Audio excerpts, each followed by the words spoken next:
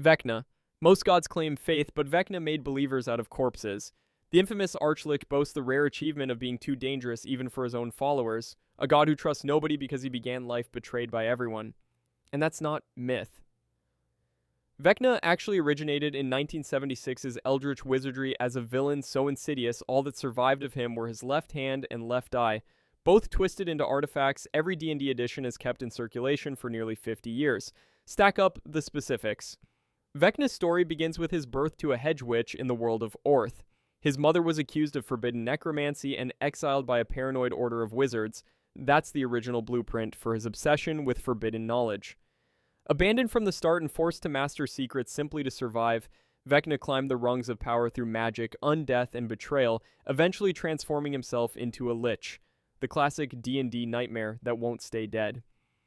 Even after he was physically destroyed, with only a single eye and hand left behind, Vecna returned now, as a god, patron of secrets, destructive magic, and the kinds of knowledge best left buried.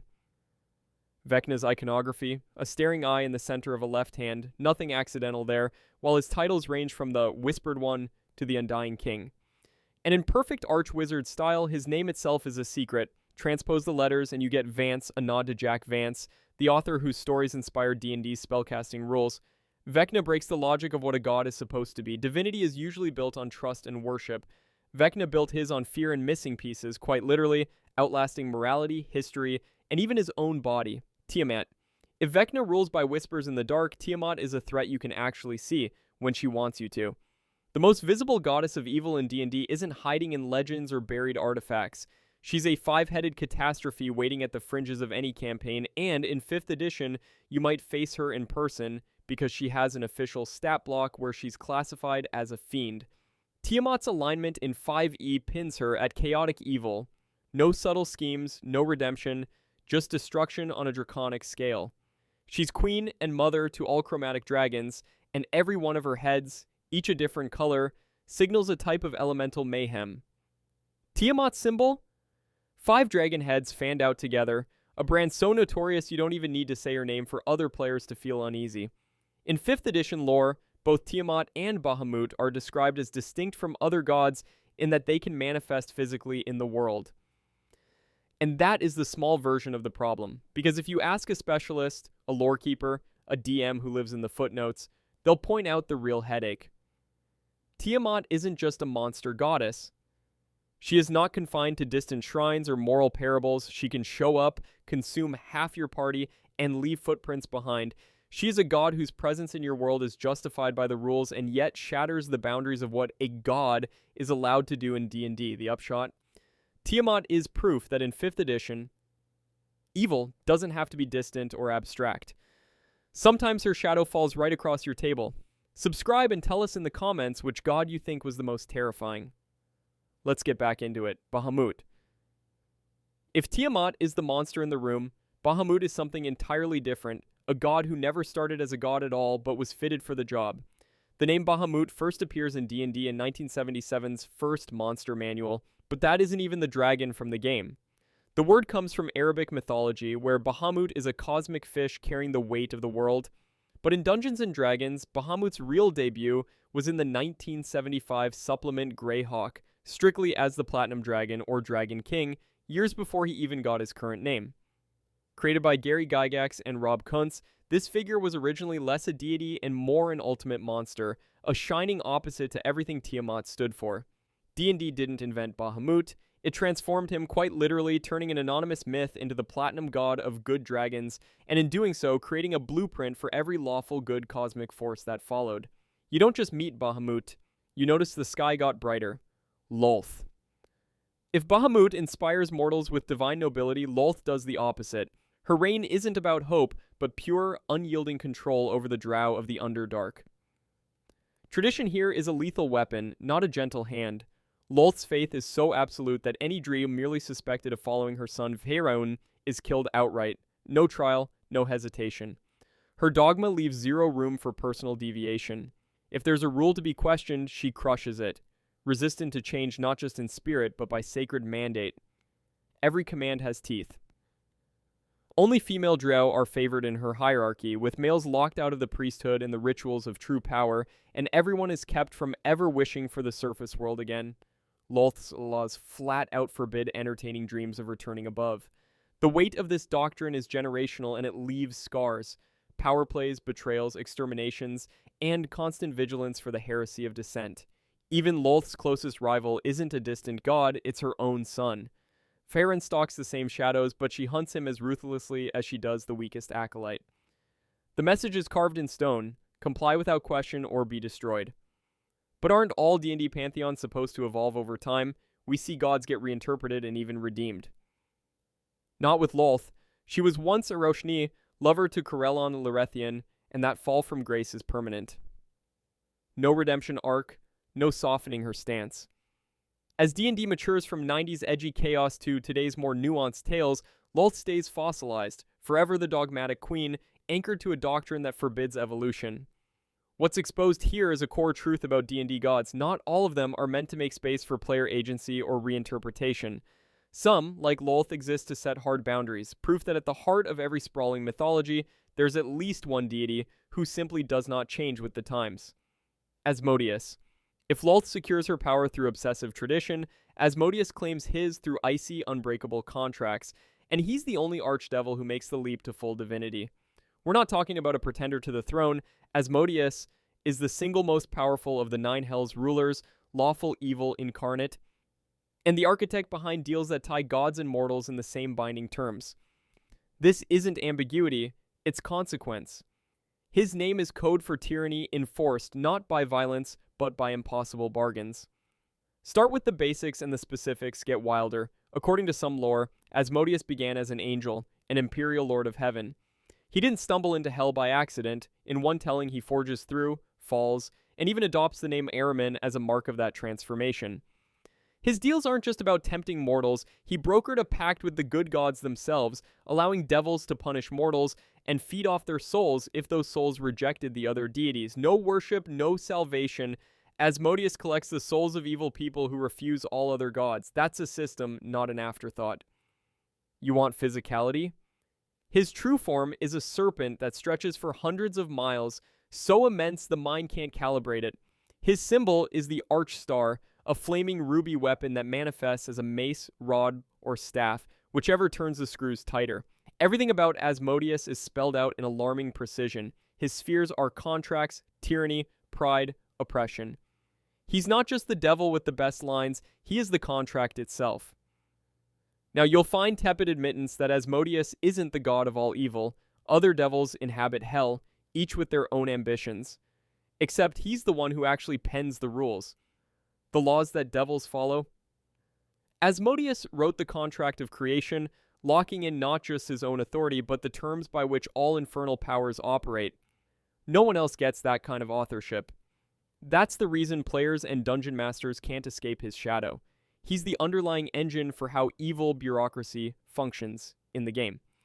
The point isn't that Asmodeus is another villain, it's that he makes the system itself villainous, warping the metastructure of souls, punishment, and cosmic law. Every time a player signs a devil's contract, they're playing on Asmodeus' terms. And those terms are so fundamental, the game's own rules take his side. Gruumsh. After everything that came before, gods that set rules and deities that break them, Gruumsh reveals those rules were never universal in the first place. He's the god who laughs at the very idea of order, a force of pure destruction whose command is chaos manifest. There's no hidden mercy, no secret code of conduct. Gruumsh is a betrayer god, leading his legions across the Forgotten Realms with a mandate not to rule, but to destroy, pillage, and slaughter outright. If you've been keeping count, that's wholesale war, not philosophical conflict. Look at the facts. Gruumsh is one of the betrayer gods, and when the founding ended, he wasn't just defeated. He was banished, sealed away into an isolated prison plane, never again to run amok in the world he wants to ruin. His domain isn't a plane of endless negotiation or ambiguous evil. His home is Acheron, the plane of endless warfare and martial conflict. Visually, he's unmistakable, a towering orc with one bleeding, unblinking eye. His symbol? The single red eye, never closed, never at rest. Now compare that to the standard D&D deity, Most gods play at balance, at least pretending they'll hear your prayers, slow to intervene unless their principles are challenged. Gruumsh doesn't do balance. He rejects the world of rules and order wholesale, offering orcs not wisdom or virtue, but the promise of ultimate rage and endless violence. That's by design. Gruumsh exists to give orcs, and anyone who chooses them, a narrative edge. He's not built for compromise or subtlety, and he's not meant to foster empathy or uplift. He's the anti-pattern, the living exception, proof that in D&D, some gods are created solely to empower players who want to embrace pure chaos. And, for everyone else, to test their mythology against a threat that is scripted never to yield. Corellon Larethian. At least Gruumsh has a single purpose, driven by rage and conquest with predictable results. Corellon, by contrast, claims dominion over the entire essence of elven identity, and refuses to pick a shape or even a pronoun for more than a sentence at a time. First named in Deities and Demigods in 1980 by James Ward and Robert Kuntz, Corellon Larethian is the head of the elven pantheon and the guiding star for elven culture. Known as the god of magic, music, arts, crafts, poetry, and even warfare, Corellon's reach is both dazzling and disorienting. The deity is androgynous by declaration, but not by indecision. Corellon can choose to be male or female, or slide between both, or neither, as the moment demands. This isn't a footnote, it's central to the point. Elven identity itself is famously fluid, reflecting their god's own unwillingness to be pinned down to a single image or tradition. And just when you think you've caught up, head of the Seldarine, champion of magic and poetry, guardian of warfare, shaper of arts, you're forced to reckon with the hardest part. Elves model their civilization on a being who openly rejects both boundaries and binaries. The expectation isn't just inspiration, it's transformation, a whole culture with a god whose existence is a moving target. Now, plenty of defenders have hailed this as radical empathy, the ultimate canvas for self-expression, a literal divine muse. They're not wrong. Corellon's androgyny and creative dominance are what allow elves their famous adaptability, their near-infinite possibility.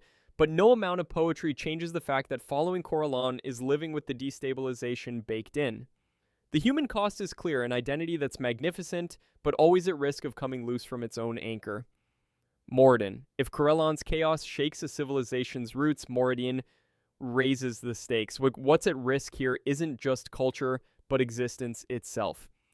The architect of dwarven life, the Soul Forger and Dwarf Father, was brought to Dungeons & Dragons by the same creators, James Ward and Robert Kuntz, in 1980's Deities and Demigods.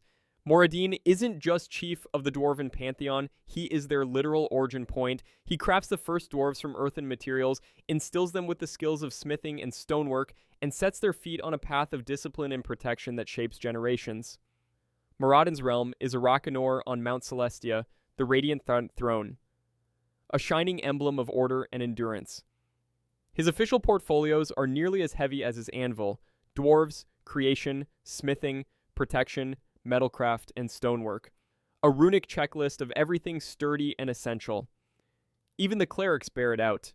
Chainmail, earthy colors, silvered helms, drawn from prow family lines.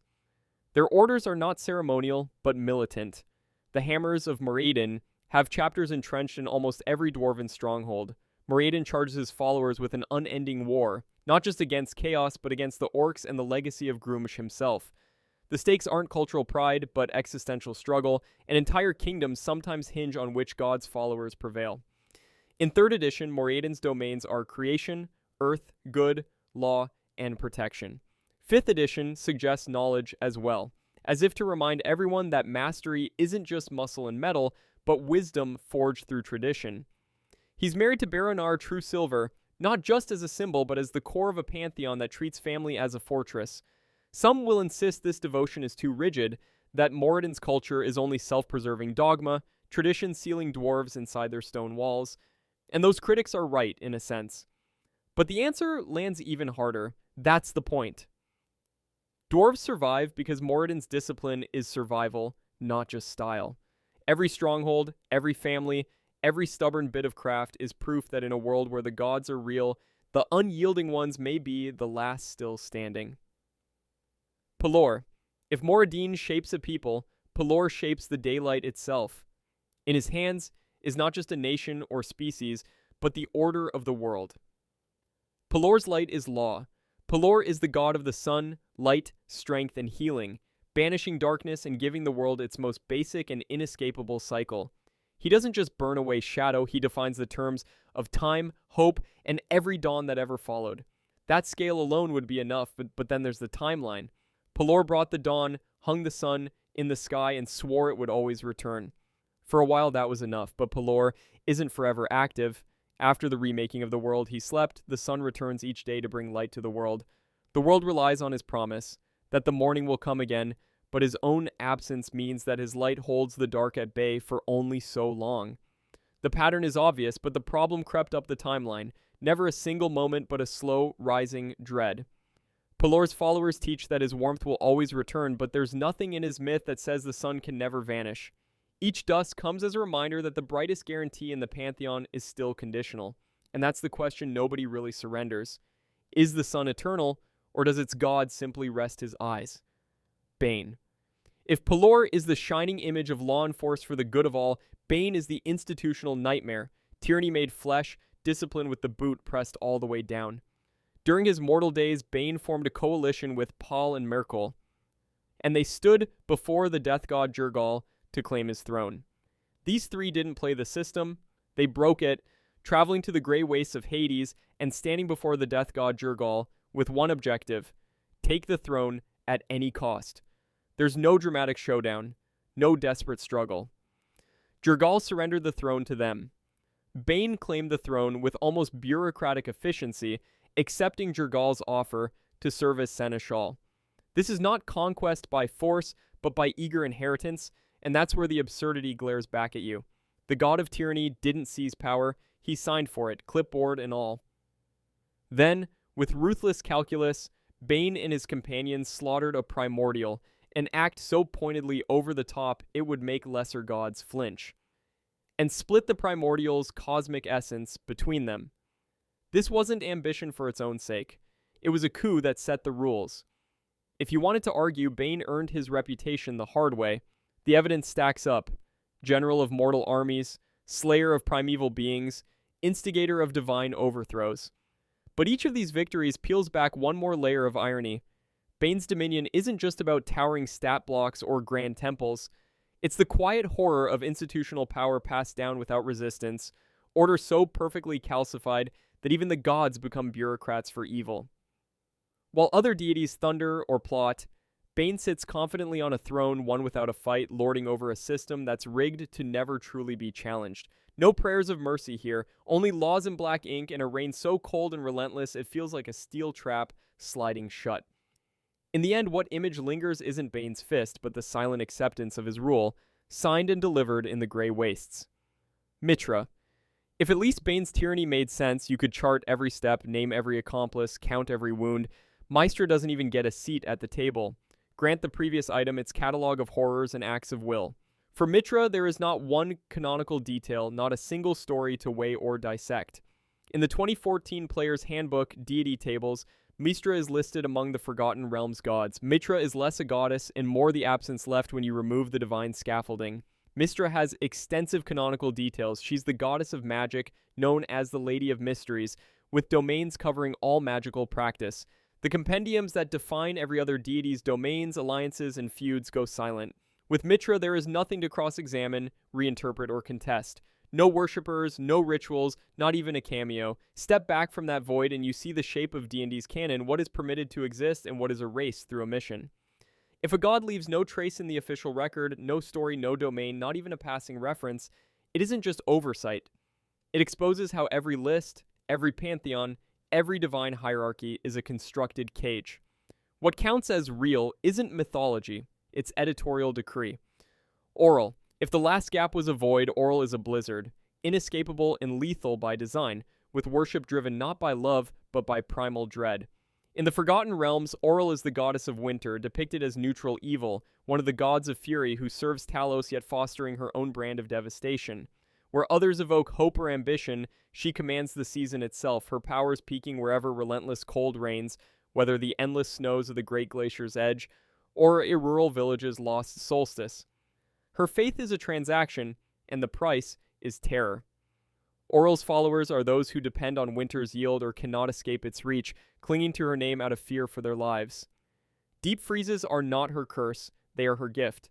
She is unfeeling and proud, untouched by true affection or honor, as likely to toy with her victims, imprisoning them in storms, feeding them visions of impossible warmth before the freeze overtakes them, as to destroy them outright.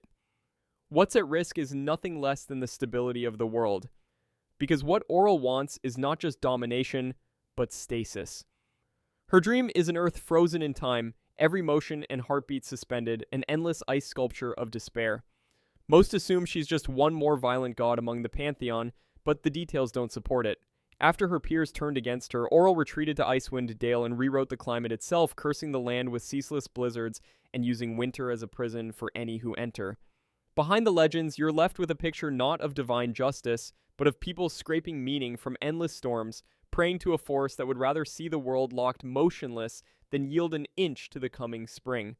Oghma. It's one thing to shiver at distant storm gods, but much stranger is the god whose domain creeps into every bardic poem, every curious experiment, every moment someone invents or writes or remembers.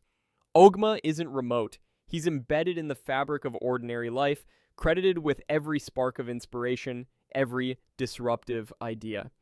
In 5th edition Dungeons & Dragons, Oghma is the god of knowledge, inspiration, and invention, serving as patron of bards in the Faerunian pantheon. If a character draws power from curiosity, invention, or the urge to reveal secrets, odds are they pay homage, or lip service at least, to Oghma. This is a deity of golden rules and sharper edges. Every cleric in his service is warned.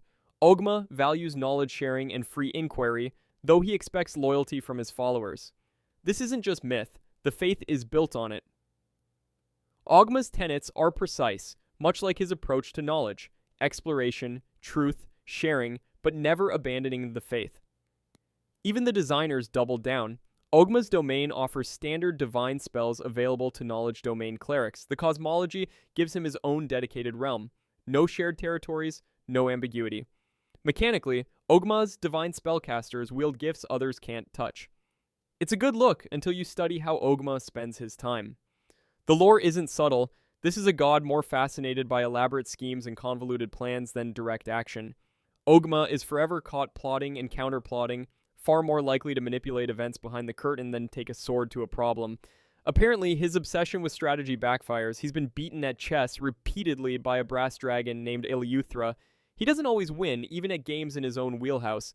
He isn't alone. Oghma has exarchs, lesser servants with autonomy, expanding his reach and complicating his plots. But if you zoom out, what matters isn't just the drama between gods and mortals, or who's currently losing at board games. Here's the real shift. Oghma is proof that in D&D, the gods most people pray to are the ones active in everyday moments, not frozen on cosmic battlefields. He's everywhere learning happens, and his success or failure ripples out into every world where knowledge and invention carry weight. Selûne. The logic that gods must be distant and unapproachable doesn't last a second against her. Selûne is the moon, yes, but not content to shine aloof and unreachable. Her domain wraps around navigation, motherhood, stars, wanderers, lycanthropes redeemed and restless. The Forgotten Realms pantheon keeps her near, present in the ordinary and the miraculous, always shaping the rhythms of both cycles and chance. The material is honest. Post-sundering, the narratives that had once sapped her power or scattered her cult are over. Selûne's faith has an organized clergy structure, as documented in various source materials. She speaks not just to those seeking omens or guidance, but to wanderers crossing borders daily, to the lost and the cyclical. The pamphlet doesn't stop at the broad strokes. It offers 2 unique feats for divine spellcasters who serve Selûne, alongside 2 spells only her worshippers can wield. Each one is locked to her identity and cannot be reclaimed by generalists or cherry pickers. The mechanic inscribes her magic into the bones of the game. But researchers kept hitting a wall. How could Selûne hold together such disparate ideas? Motherhood, navigation, lycanthropes with a good streak, all under one mantle. The answer sits in front of you. She refuses to separate the heavenly from the everyday, the lost from the maternal, the monstrous from the sacred. She is designed for those living on the edge of society and identity, as much as for those seeking guidance in ordinary life. Isn't this just a classic moon archetype with a D&D paint job? Not a chance. She's crafted deliberately to appeal to the outcast and the seeker both. That's the point. Selûne is assembled for players who want miracles rooted in the everyday, not just high fantasy set pieces. That's the engine underneath it all. Selûne's design is for adventurers who need the moon overhead, a parent's care, a guiding star, and absolution for monstrous struggles. Every category that never fit in a single box, now run under one goddess who never saw a rule that couldn't be stretched by kinship or need. Ao gods fight, mortals worship, domains get divvied up like chessboards, but Ao is something no system of deities can explain. He isn't just another name in the divine rankings, he's beyond their league entirely, the overpower, the ultimate authority. To put it plainly, Ao doesn't answer prayers, offer miracles, grant spells, or depend on followers in any way. He creates gods from nothing, lays down the rules, and is believed more powerful alone than the entire pantheon combined. Mortals are irrelevant to Ao. He acts outside the bounds of worship, never listening, never bestowing gifts. His reach is total. Ao invented the very concept of the realms by creating realm space itself, and only his word allows any deity entry or authority there. He can destroy gods at will, split worlds if it suits cosmic balance, and the gods themselves, for all their feuds and failures, can only act within the boundaries Ao sets. But Ao does not mediate mortal affairs and barely intervenes even among gods. His hand moves only when the balance is threatened at its highest order. Every detail pushes the same verdict. If Oghma and Selûne are gods you might know or meet, Ao isn't even on their map. He's the reason there's a map at all. Overgod by function, not by reputation. Whoever you pray to, whatever laws you think hold, Ao is the silent arbiter, the boundary, and the referee, never one of the players. Lathander. For all the cosmic detachment Ao brings to the table, Lathander is the god who actually promises a new day and then stakes everything to make it happen, even when that means shattering the world to do it. Lathander is known as a god of hope and beginnings, and his name is invoked at the start of new endeavors, especially by those seeking renewal and creative inspiration. Sure, he blesses every birth and wards off shadows, but it's his appetite for perfection that rewrites history. When the Dawn Cataclysm hit, Lathander didn't just stretch at first light and wish for change. He tried to unmake and remake the entire Faerunian pantheon in his own image. The cost, the goddess Myrdain perished, and Taiti, goddess of fortune and his lover, abandoned the plane altogether. Even before Dawn worshippers finished rolling up their sleeves, Lathander was dispatching magical gifts, like the enchanted sword he gave to the heroes of Waterdeep for cleansing a corrupted temple in Myth Drannor. It's not hope if it's passive, it's hope wielding divine fire.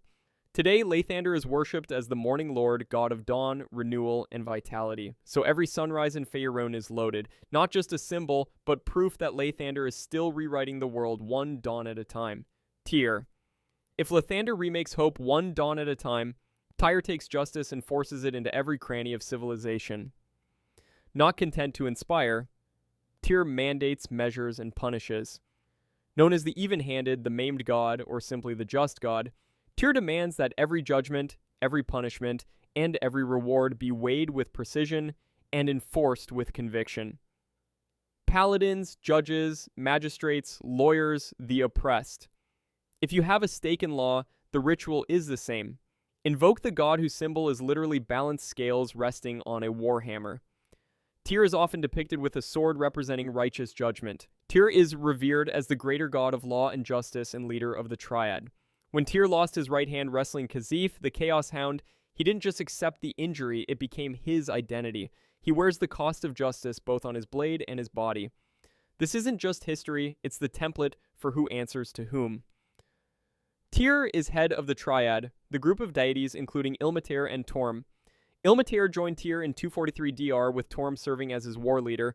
Tyr's clerics tend toward lawful alignment, refusing to cut corners even for their own flock. No other deity's presence so fully permeates the heartbeat of the law across Faerun. No other god embodies consequence so literally.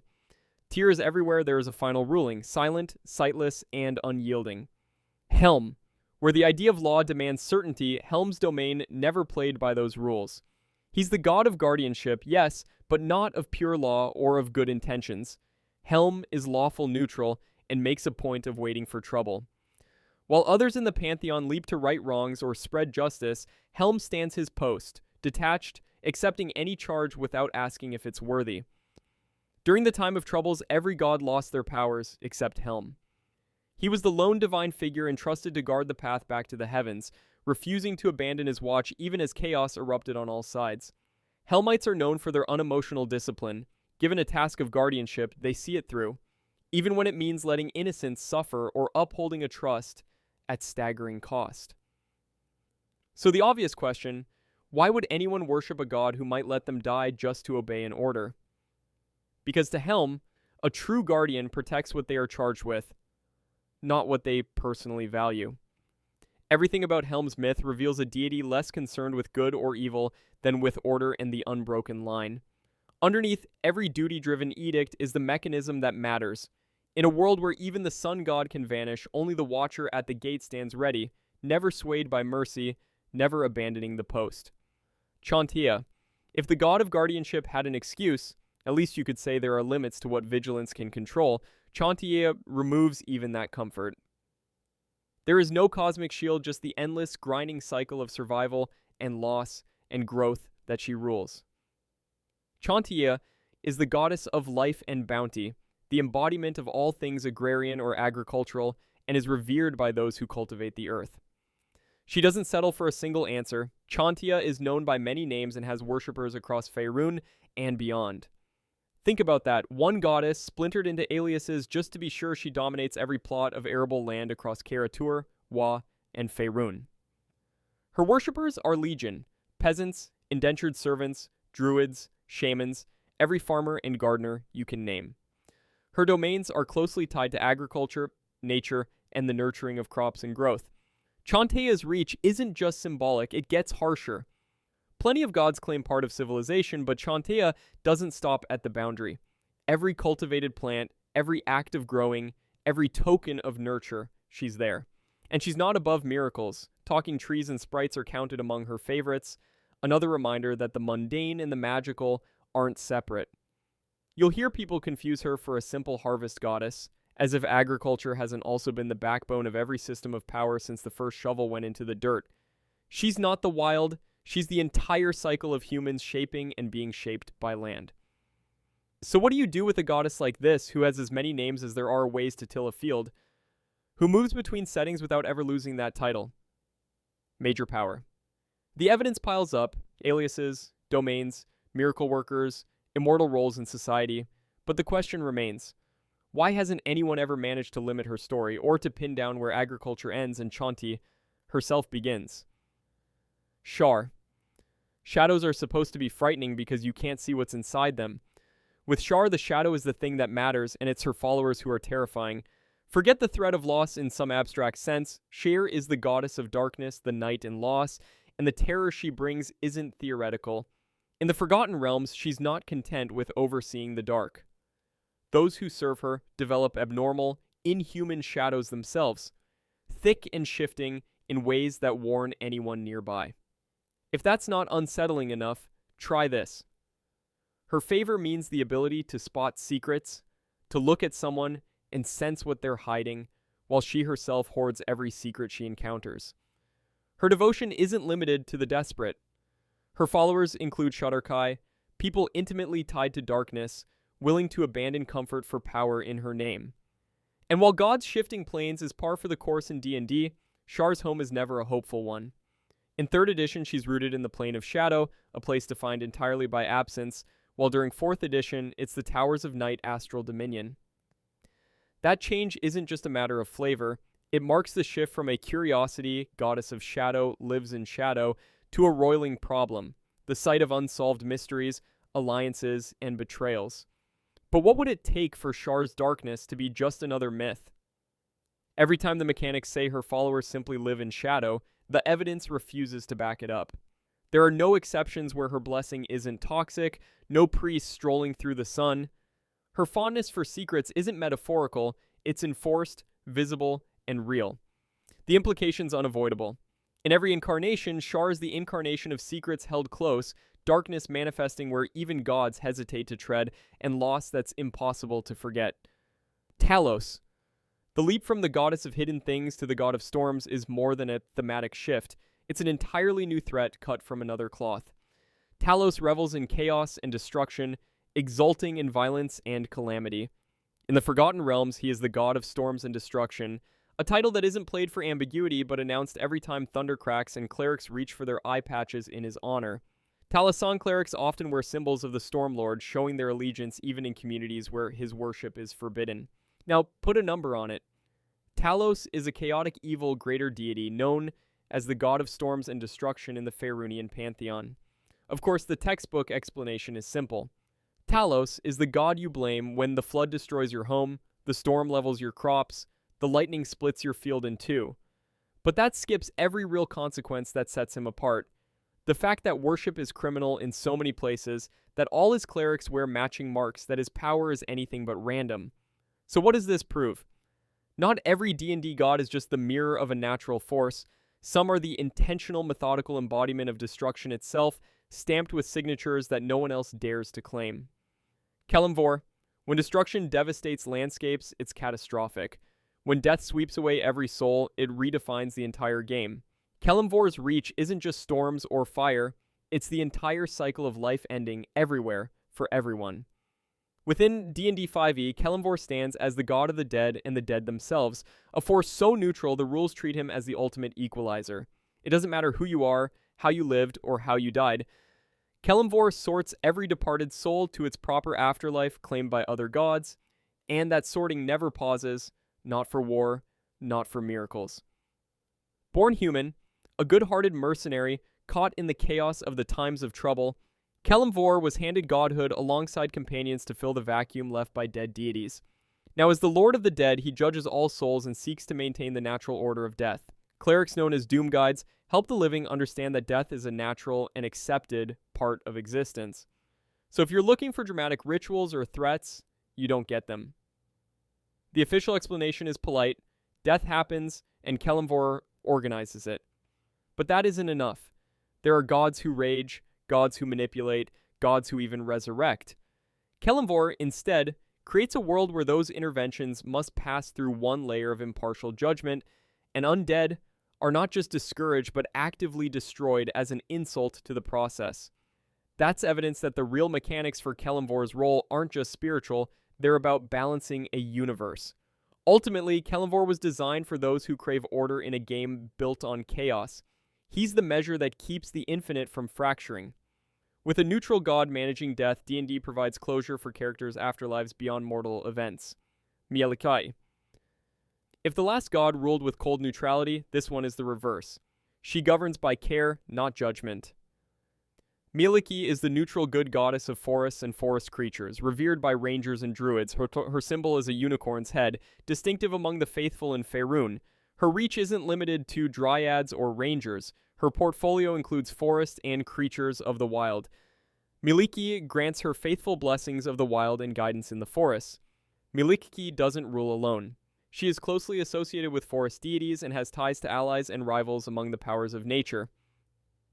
The official explanation is straightforward. She's the goddess of forest guardians. That tracks until you notice that not all her worshippers fit the woodland stereotype.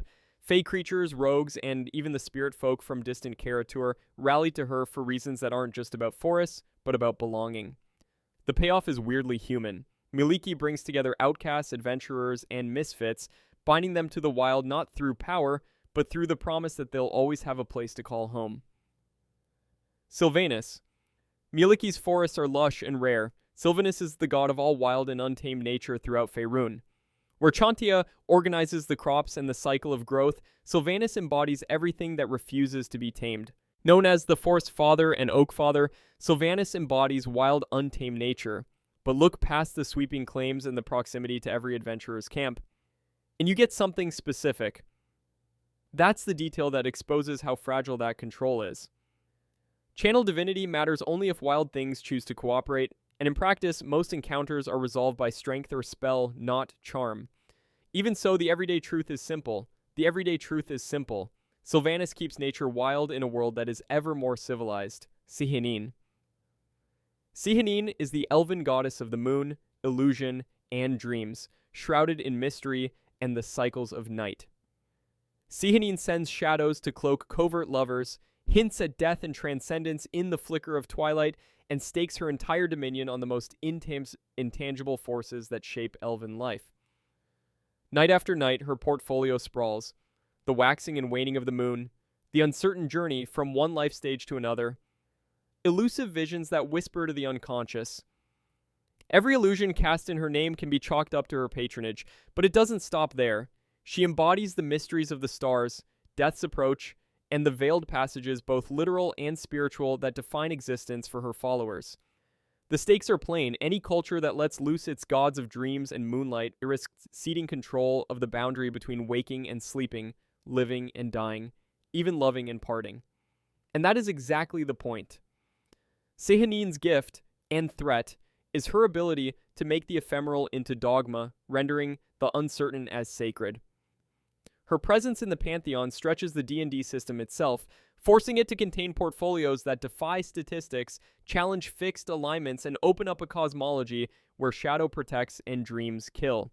It's less about power in the battlefield sense and more about sovereignty over everything that slips through the cracks.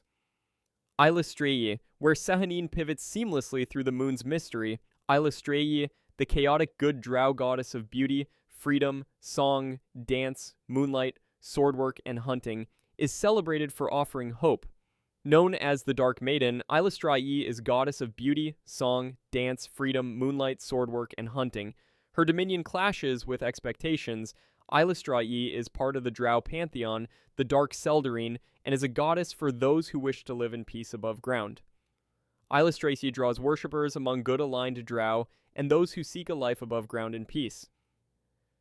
It gets worse. Eilestrayi is unique within the Drow pantheon, embodying beauty and goodness, which makes her stand out among other deities associated with darkness.